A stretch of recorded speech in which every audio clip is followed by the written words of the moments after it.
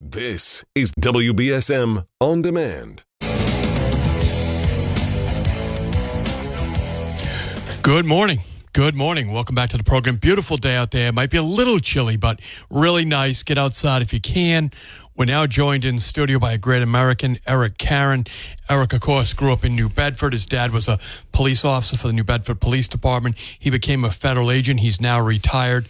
But he led the raid on the Bianco factory down there. And I love having Eric on because, again, we're coming back to the same immigration issues, the same personalities out there talking about how great it is colluding with the illegal aliens to make an economy around here. So I thought it was very instrumental to have Eric Caron here in the studio, the author of Switched On. Good morning, my friend. Eric, how you doing? Hey, Chris, what an honor to be back on with you. It's always a privilege, and thank you for what you do for the South Coast. And it's really a special thing that you do. You basically perform a service in that you share with the audience the democracy that we're all about. Right. And the ability to agree to disagree. And right. You do a great job, so thank you. I appreciate that, Eric. I really do. So take us back. How many years ago was it? God. Tell us about your experience first as a federal agent looking into immigration here in New Bedford. Talk about that. Well, Chris, listen, I ran the National Security Squad for Homeland Security Investigations under ICE. Yep. And that's where the special agents sit right now, HSI. Okay. And in May of 2006, I received information, a tip, basically from an employee that said, hey, listen, I work at MBI and I don't like what I see, what's happening here. There's hundreds of people being illegally employed that she believed. Right. And they're being mistreated. It's a slave labor camp. Right. And she was horrified by it. So anyhow, we at HSI took the information, I did, and developed enough information to get a search warrant. Okay. And arrest warrants. But we had an issue. We had an issue in that we had hundreds of legal aliens at the facility. What were we going to do? Right. We couldn't ignore them under federal law. And so we criminally arrested the owner after a lengthy criminal investigation. He himself was an immigrant as well. From Italy. Yeah. And we did a covert operation. He knowingly hired a illegal alien. It happened to be an undercover special agent. Okay. Female.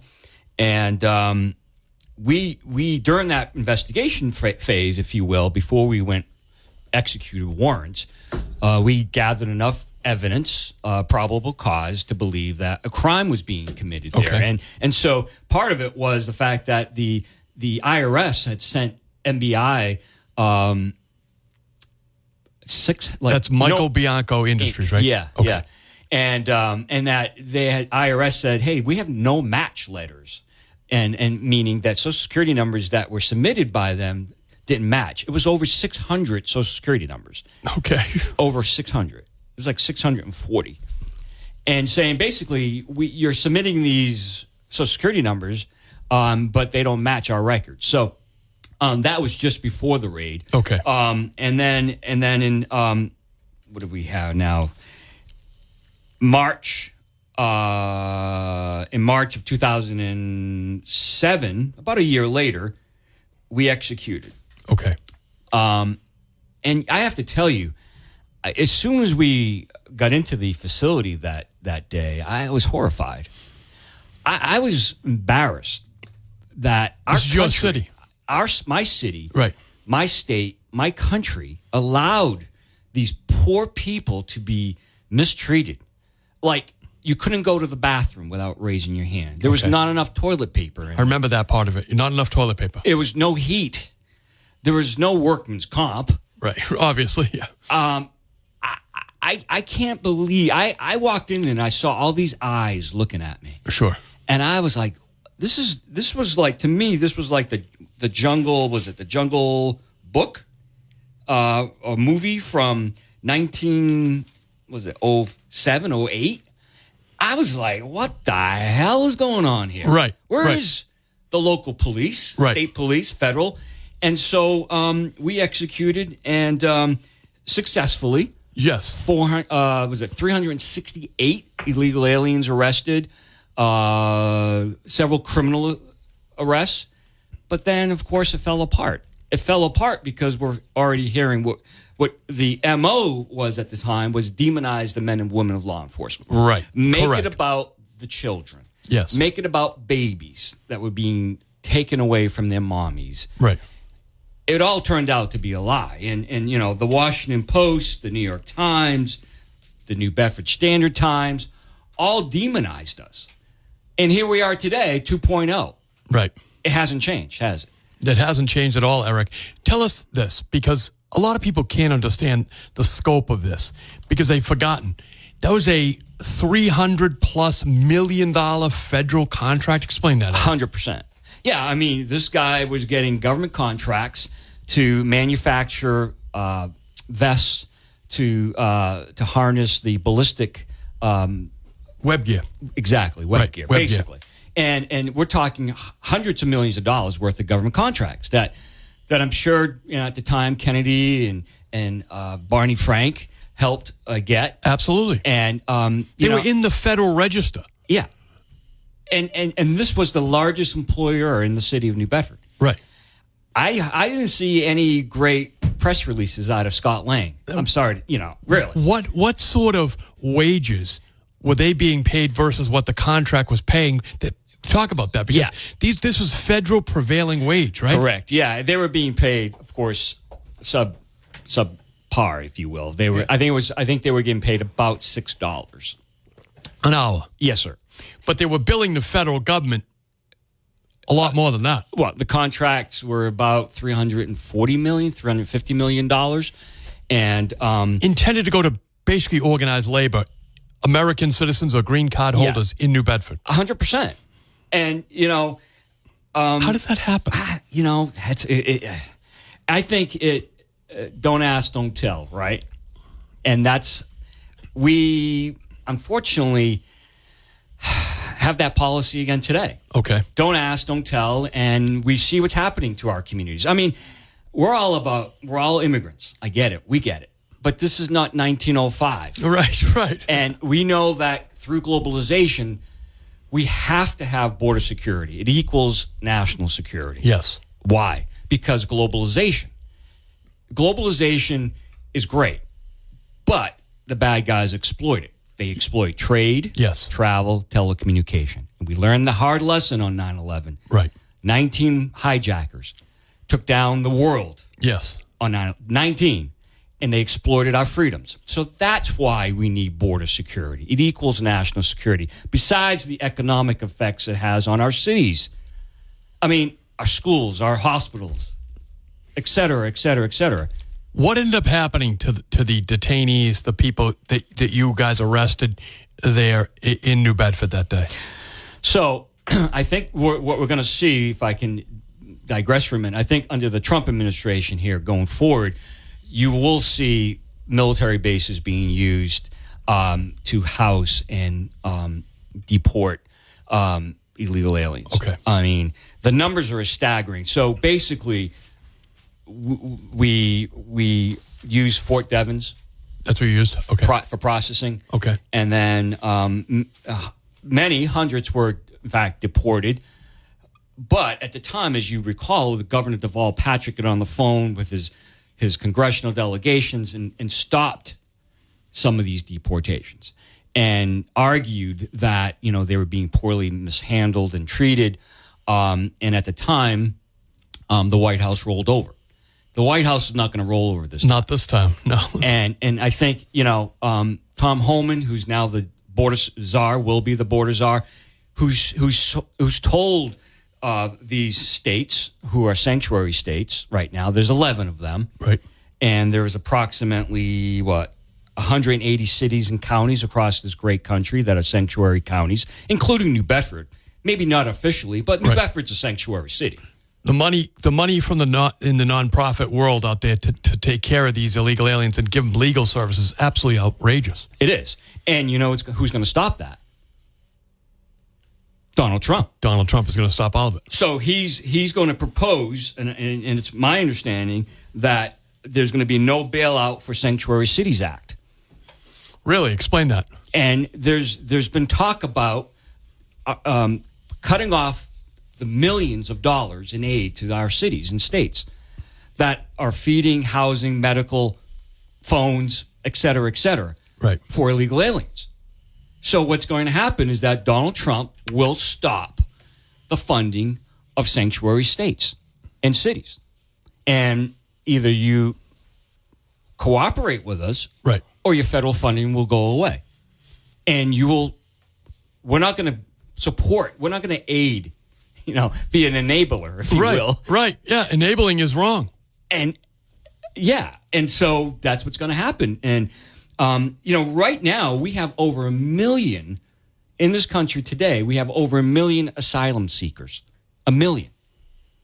And I bet to say that many are fraudulent. Most of them are not going to get that asylum, correct, Eric? Correct. Because you have to show fear. You have to show that I can't go back to X country because I'm going to be persecuted. And having to work at a sandals resort in Jamaica is no reason to say you have to become an illegal alien into America, right? That's not a fate worse than death. Right. And right here in our home state, we've gotten, ICE has done a phenomenal job arresting gangbangers, rapists, murderers. Yes. On Nantucket, on Martha's Vineyard. It feels like every week. And so border security is national security, full stop. And until, unfortunately, we haven't learned that lesson. It's amazing that after 9/11, we haven't all learned a lesson. You did, Eric Caron. Yeah. You wrote a lot about this in your book. What's the name of your book, Eric? Yeah, it's Switched On, The Heart and Mind of a Special Agent. The website is Switched On Life, and I enjoy sharing my story, sharing the Switched On philosophy. I've been doing some guest speaking, so anybody out follow there, you? Yeah, how can they follow you? Yeah, Switched On Life is the best way to get a hold of me, and I've been doing some guest speaking and lecturing on the art of fighting without fighting. Okay. How to stay safe on the street. Yes. Basically, this time of year, we got to be safe on the street. Right. Because we got millions of bad people. It's amazing. On the streets today. Not only our local bad people. Right. We've imported bad guys. We've imported bad guys. It seems like a crazy policy. And I got to tell you, Chris, our local police are just overwhelmed, as you know, and I know. Our New Bedford police, our state police, they're overwhelmed. They just answer the call. I mean, they're understaffed. Yes. We can't hire good people. We've lowered the standards. We have. We can't fill the ranks now, so we lower the standards. And it's a scary time. And I got to tell you, Al-Qaeda, ISIS, the Islamic State, if you will. Yes. On the rise, bro. On the rise. You just came back from Sudan. Just came back from South Sudan. South Sudan. And I've been to Africa about 10 times in the last 2 years. From Malawi to Congo. Beautiful places, by the way. Anybody? The Congo. And South Sudan was just back from. And unfortunately, I can tell you, the U.S. government has about 16 shadow wars going on in Africa and throughout the world. 16 wars. We don't talk about it. It's special ops. Right. And CIA, the military guys on the CIA wing, if you will, are working. But we have 16 shadow wars going on today. Eric Caron, you're also an expert on the Iranians. Yeah. How are the Iranians doing these days? Are they licking their chops, plotting? What are they doing, Eric? Yeah, I mean, it's funny. When I first came in here many years ago, we talked about Iran. Yes. And I said that, in my humble opinion, that Iran poses the biggest threat to not just the U.S., but global. Sure. And here we are years later, and I believe that's still evident today, that the Iranians, have vowed death and destruction to Israel, as well as the U.S. The great Satan. And we got to take them at their word. You do. We right. haven't. And now we're allowing Israel to act. Right. And I think we need to partner with the Israelis. And the Israelis are now taking off Hamas, and Hezbollah, which are aligned and supported by Iran. 100%. Yemen, the Houthis, they're being supported by Iran. Syria, Iraq, it goes Venezuela. It goes on and on and on. I mean, they have hit teams here in America. Yes, hit teams looking for the president of the United States. And others. And dissidents. Okay? I mean, there's been, every year, I can tell you, Chris, every year the Department of Justice charges individuals working on behalf, directly, indirectly, for the government of Iran to kill people.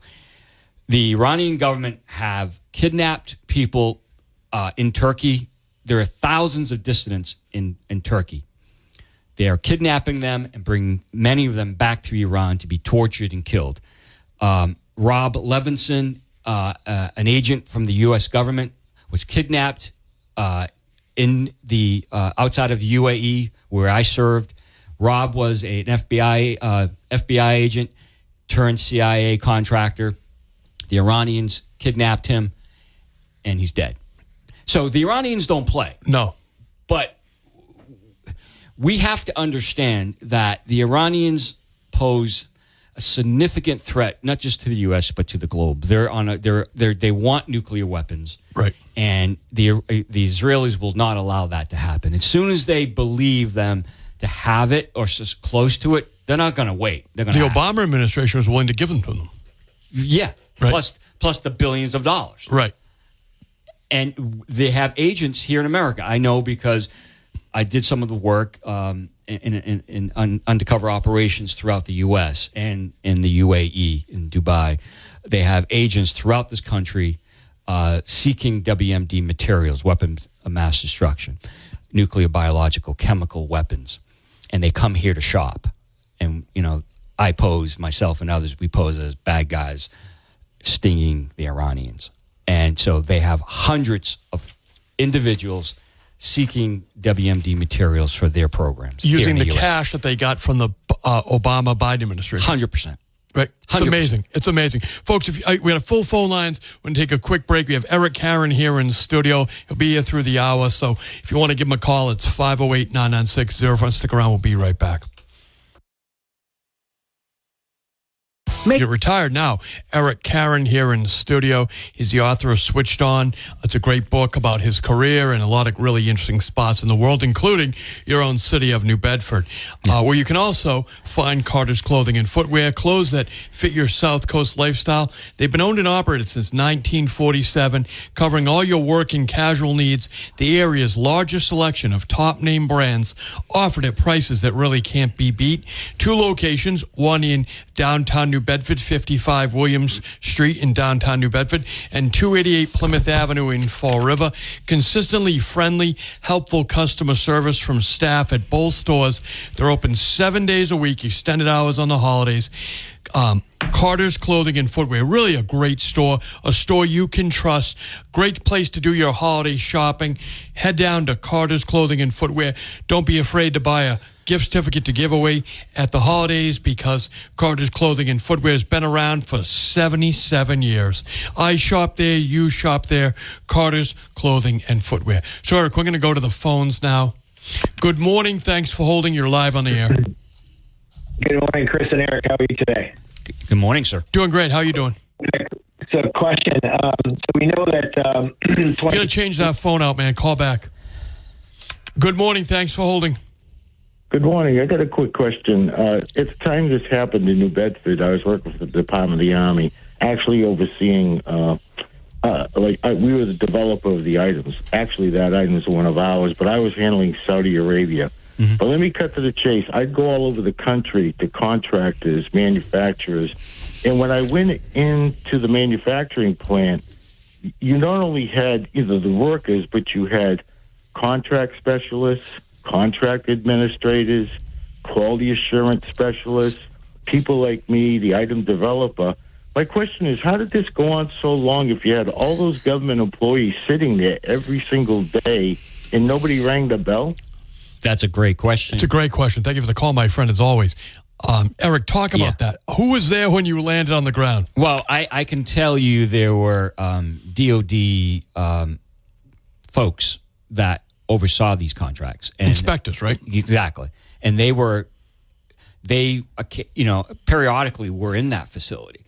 And, the owner used that as defense at a certain point. for himself. Say, hey, listen, I'm doing great work here. Okay. And I'm not hiding anything. There are government inspectors that came in here occasionally. Right. And so, that's a great question. I don't know but and I know. I saw it firsthand, the fraud, waste, and abuse, and Elon Musk and others are going to have a field day cutting out the fraud, waste, and abuse over the next 40-plus years under the Trump administration, because there is fraud, waste, and abuse. Talk about the document mill, how that was working. That was across the street, my understanding. Yeah, there was a document mill across the street, and the individual was previously deported criminal. Okay. And he came back, like many of them do, and because we have open borders. Yes. And they started issuing licenses and other forms of identifications.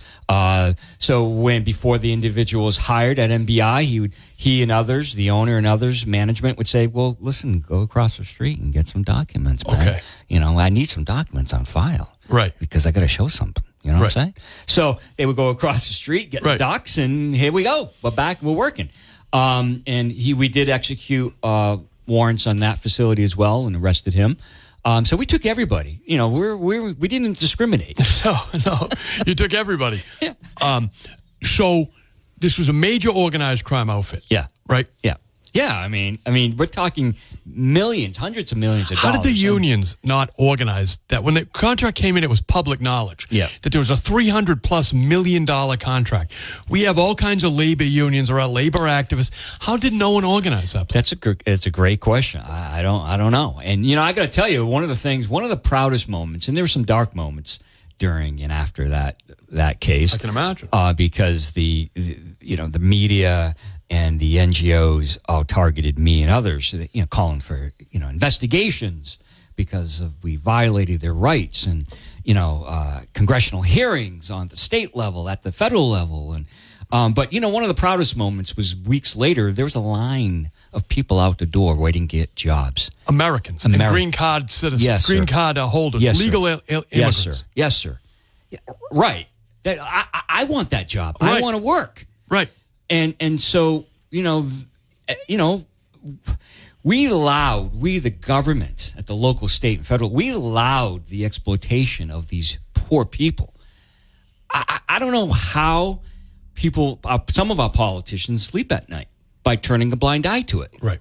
And it's a shame. And thank God we finally have a incoming administration that says, you know what, we're for immigration. Yes. Legal immigration. Right.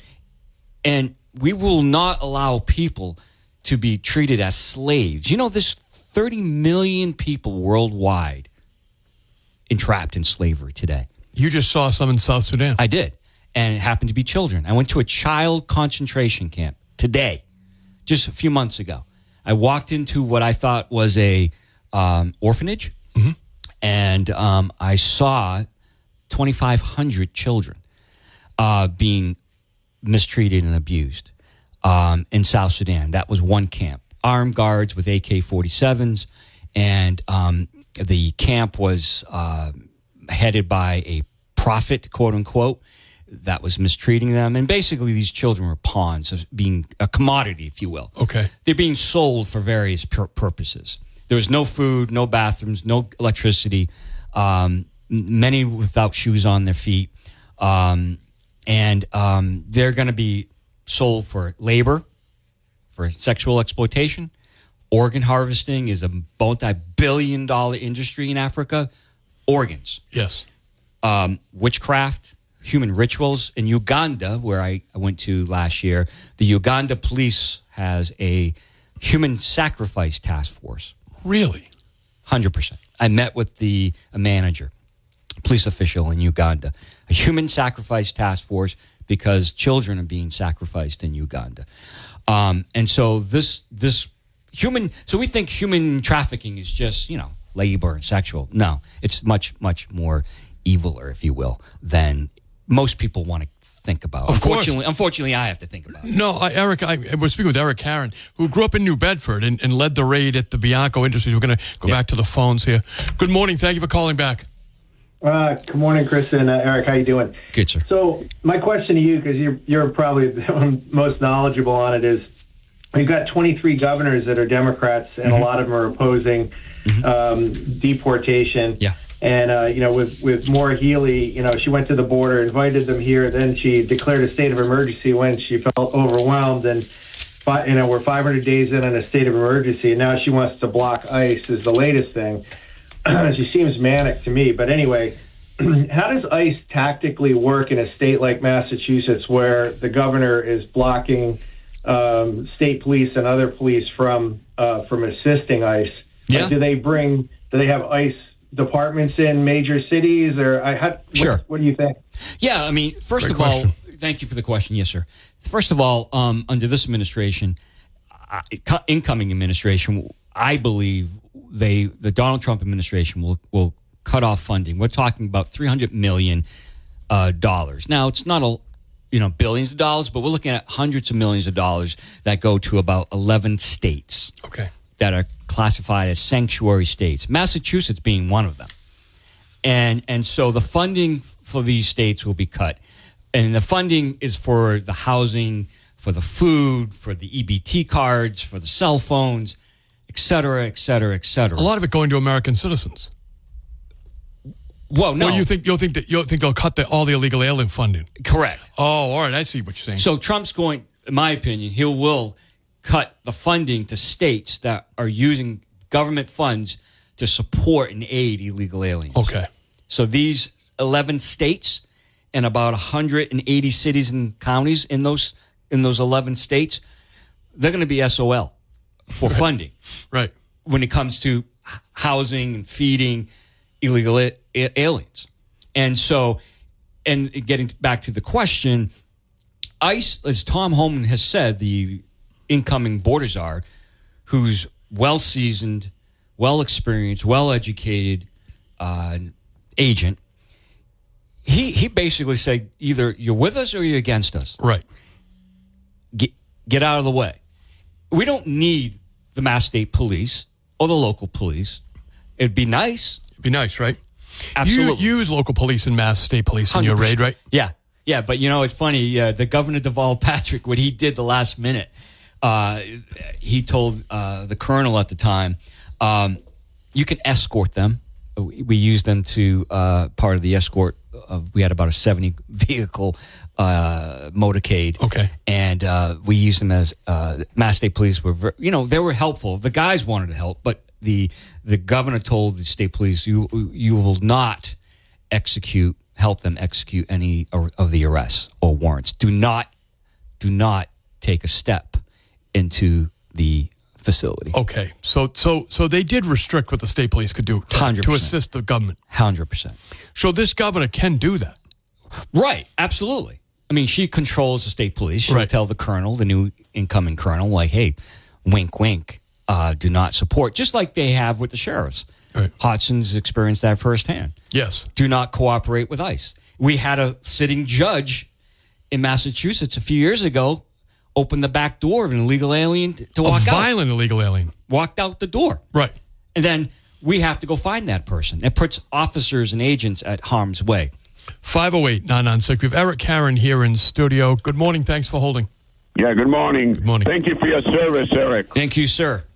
Last week I was listening to a Portuguese radio station here in New Bedford with Helena Hughes, and she was saying there was going to be a lot of changes with immigration and Donald Trump, and she's giving out these red cards with nine different things not to do. Mm-hmm. And one of them was if an ICE agent appears at a migrant's door with a warrant to appear in court before an immigration judge, not to open the door, don't answer questions, don't fill out documents, don't sign any documents, that the migrants have rights, they're not criminals, and that they need to contact immigration lawyers. Yeah. Can you please tell me why the hell is she getting away with that?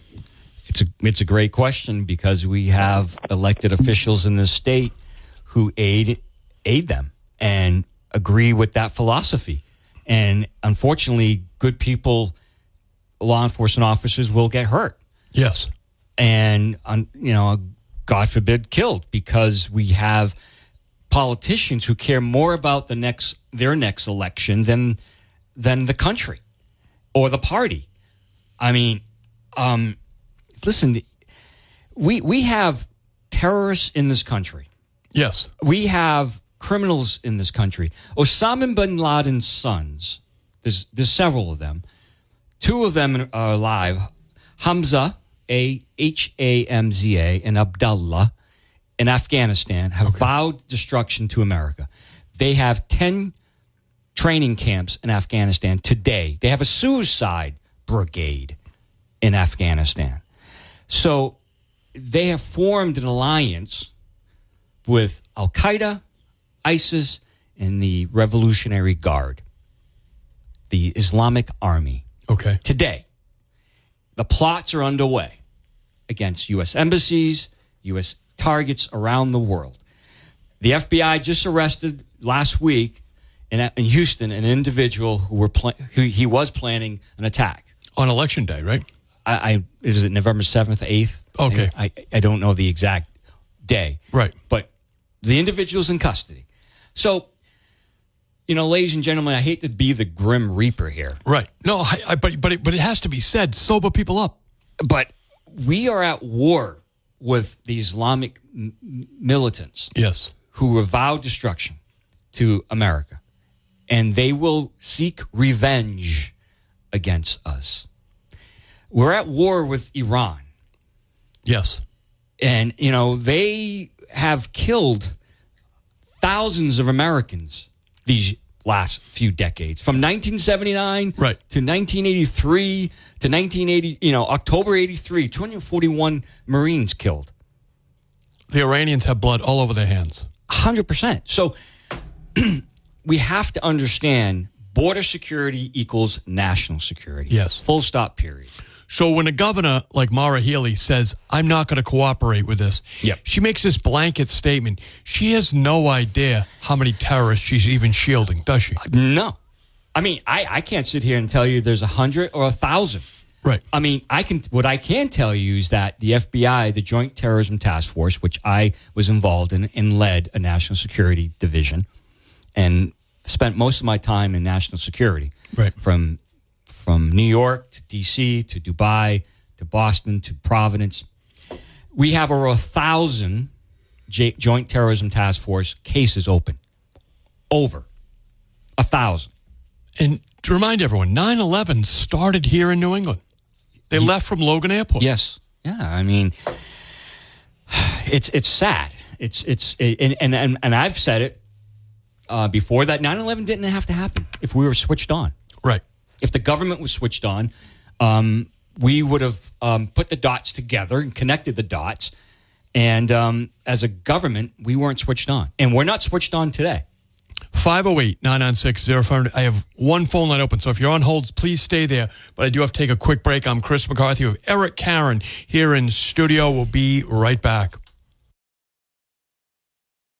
Back, we have Eric Caron here in studio. Eric's a retired federal agent, grew up in New Bedford, still lives locally. He conducted the Bianco raid back in the, seems like how long ago now, Eric? 2007? 2007. A long time ago. Here we are back with the same issues. Yeah. Your book is Switched On. Your website is Switched On Life. And you have a really interesting document up there. We'll talk about it here now, about the fallout afterwards and what did the illegal immigration lobby learn afterwards. It was funded by the Carnegie Corporation. It's a case study called I'm Pro-Immigrant and I Vote, Reframing the Immigration Debate, how the Massachusetts Immigration and Refugee Advocacy Coalition retooled the communication strategy. Yeah.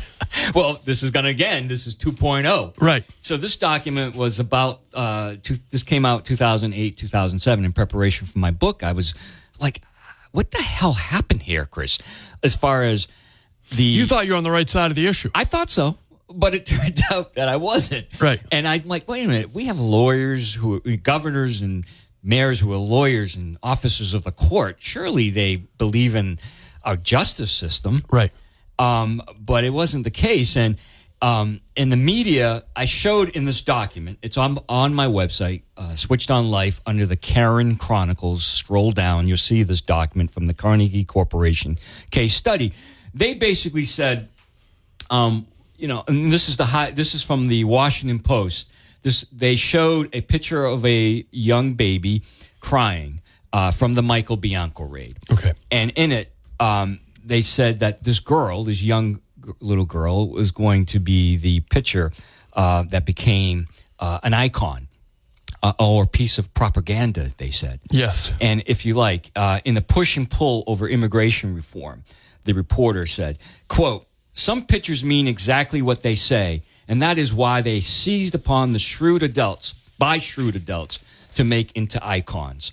So basically, the Massachusetts Immigration Advocacy Group said, what moves the needle? What get people's attention? Right. And that's what's happening today. Children, babies moves the needles. And Yes. it hits the hearts and minds of adults. Of course. So let's use them as a way to advance our political agenda. Meanwhile, they're just using them for slave labor. In other words, you interrupted was a slave labor operation in the 100%. south end of New Bedford. 100%. There were minors in there. There were several minors. People don't want to talk about that. And people will say, well, there was mostly women. No, it wasn't mostly women. It was actually 50-50. Okay. Half men, half women. And there were criminals illegal aliens with criminal records. And but our politicians and the media from the Washington Post, New York Times, the New Bedford Standard Times want to twist it, if you will, as if these were mostly innocent migrants.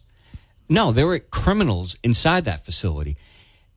And the ones that weren't criminals, and all of them actually, were being mistreated. Right. So, I mean, do we want to turn our city, our states, our country into a third world country? That's the question. 508-996-04. Thank you for holding. You're on the air. Hey, what's going on, guys? You tell me. So I got a question in regards to this whole immigration policy going forward. What is the plan, the manpower to try and get this all done? Yeah. Because logistically, it's got to be absolutely mind-boggling how many. And then how, on a second tier, how do you find a way into these sanctuary states like Massachusetts? Great question. Well, I mean, Tom Homan, the new appointed border czar, will have to hire additional resources. I thought so too, yeah. And I think you'll see, vacancies announcements for new personnel across the country. Okay. So they'll be hiring thousands of people, and he has to. What is the cost of national security? Correct. Right. I mean, we have to identify every single one of these individuals.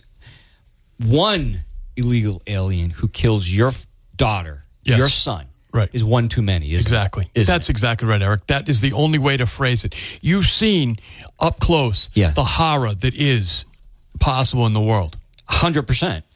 And 19, essentially, illegal aliens took down the world. That's right. 19. And so it's important that we understand immigration is national security. If people want to learn more about you, what's your website? Switched On Life is the website, and I love to share my philosophy and teach people how to stay switched on. Folks, stick around. We'll be right back. Eric Caron. Really appreciate Eric. He's always available for me. He's always available for you, really. If you go to his website, read his book, Switched On. It's a great book. It's not long, but it's condensed. It's full of great information. You'll get the real story on what happened with the Bianco raid.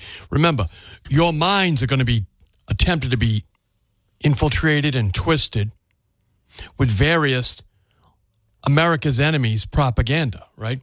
It's made overseas, it's imported to America, and imported into your mind if you allow it. So I'm glad that we have a local boy like Eric Caron. Remember, his father, very close to Jack Markey. His dad was a New Bedford police officer. Eric grew up in the south end of New Bedford, still lives local. He's just a phone call away whenever I need him. He'll be over here to give us very important information as the Trump administration unfolds, right? Again, we know that the battle for America is going to be right here.